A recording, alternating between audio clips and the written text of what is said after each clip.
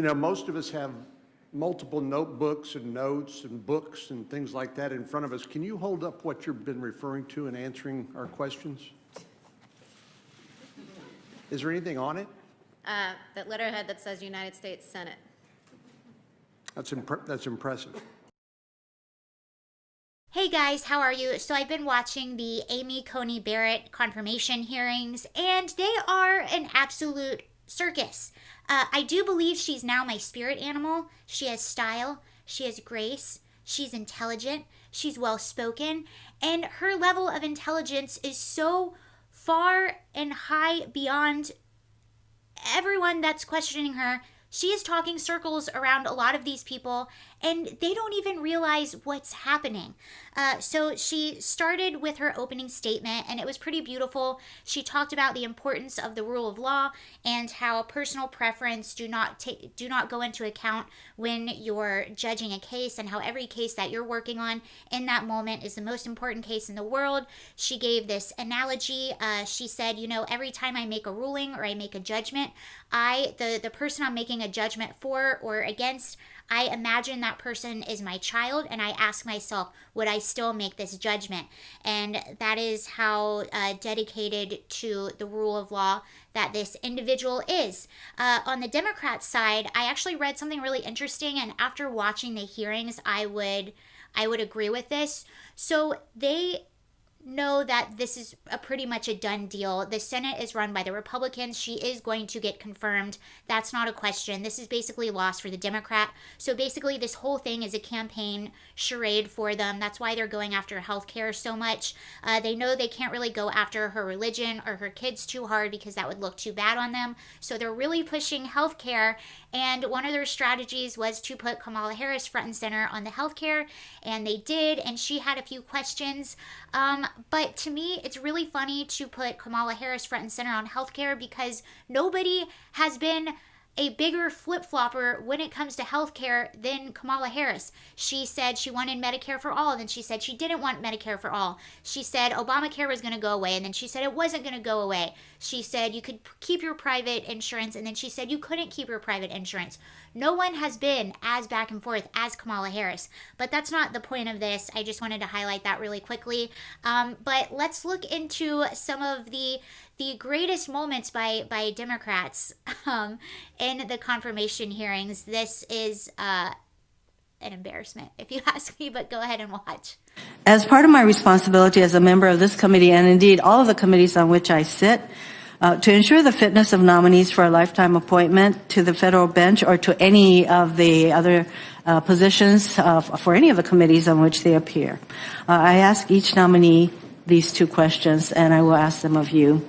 Since you became a legal adult, have you ever made unwanted requests for sexual favors or committed any verbal or physical harassment or assault of a sexual nature? No, Senator Hirono.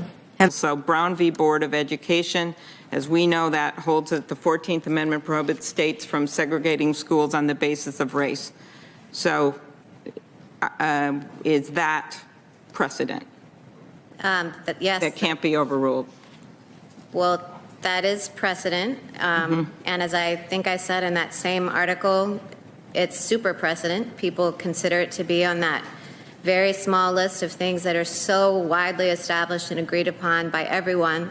Calls for its overruling simply don't exist. Okay. Well, you also separately acknowledged that in Planned Parenthood v. Casey, the Supreme Court's controlling opinion talked about the reliance interest on Roe v. Wade, which it treated in that case as super precedent. Is Roe a super precedent?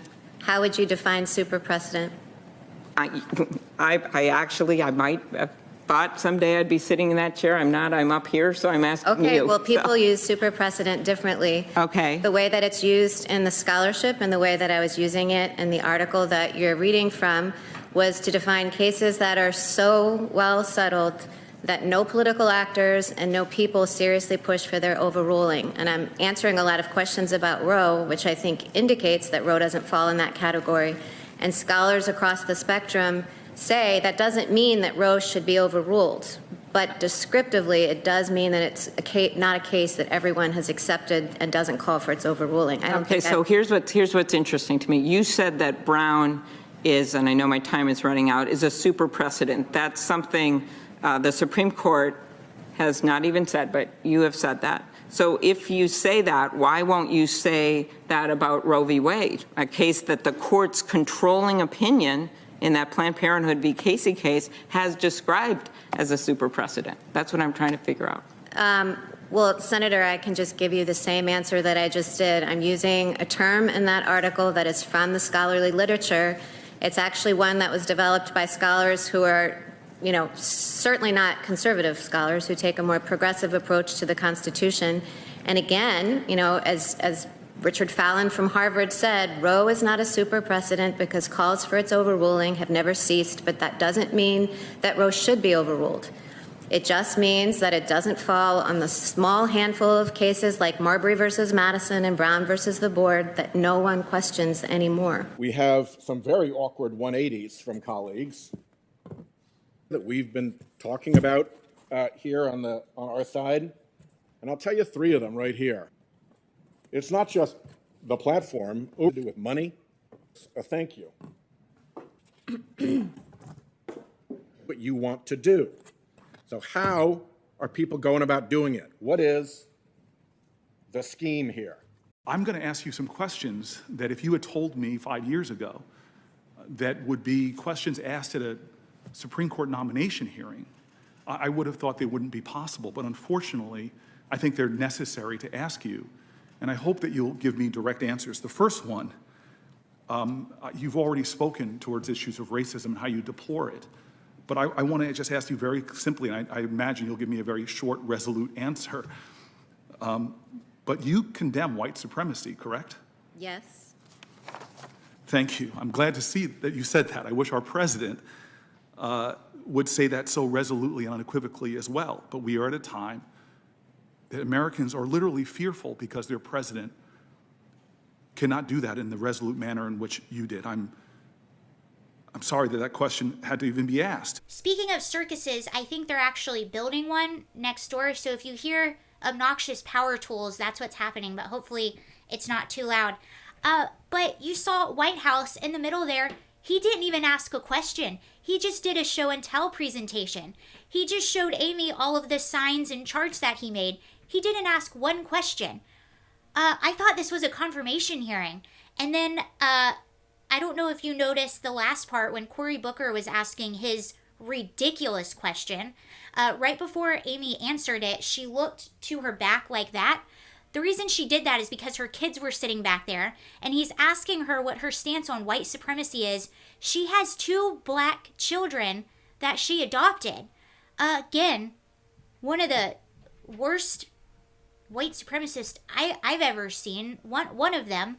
And then after this, the internet broke for the most ridiculous of reasons. So this article came out. We're going to get into this. Judge Barrett, don't use sexual preference for LGBTQ people. It's incorrect and alarming.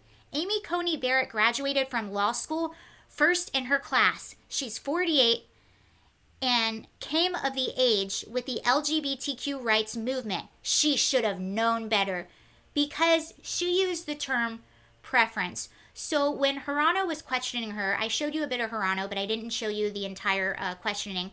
When Hirano was questioning her while she was answering a question, she used the word preference, and I'll tell you I'll give you the context of all of this. So it says, Judge Amy Coney Barrett stepped into a queer hornet's nest during her confirmation hearings to become the next Supreme Court justice. Asked about her views on discrimination against LGBTQ people, she replied, I have no agenda, and I do want to be clear that I have never discriminated on the basis of sexual preference and would never discriminate on the basis of sexual preference. The internet erupted into flames. That's because Barrett used 2 words, sexual preference, the LGBTQ people find offensive, which takes a blind eye to all the credible scientific research showing that orientation is not a preference or a choice. I didn't even know this was offensive. And it's clear that she didn't know this was offensive. I think most people probably don't know that's offensive. Am I wrong? Correct me if I'm wrong. I had no idea. But this is what they pulled out of that entire hearing. Incredible answers, incredible woman, a mother of 7 children, 2 adopted children, successful, poised, smart. This is the type of woman, religious. This is the type of woman we should be praising and should be on the cover of every magazine as someone for young girls to look up to. But instead, we're just tearing her down because that's what we do to people who are Republican, who are successful, or who have different ideas than you, especially to strong Republican women like this. They just tear them down. But this almost reminds me of this is the confirmation hearing ACB version of mansplaining. So we had the Mike Pence during the debates. He had the mansplaining, so she has preference. That's their version of that. Same thing, different game, or whatever. You know what I'm saying. But anyway, other than that, I'm still watching. The questions continue to be just as ridiculous as to what you saw. This entire thing is a show. They know that she's going to get confirmed no matter what. It's a Republican Senate. But let me know your thoughts on everything. Have a great day. Bye.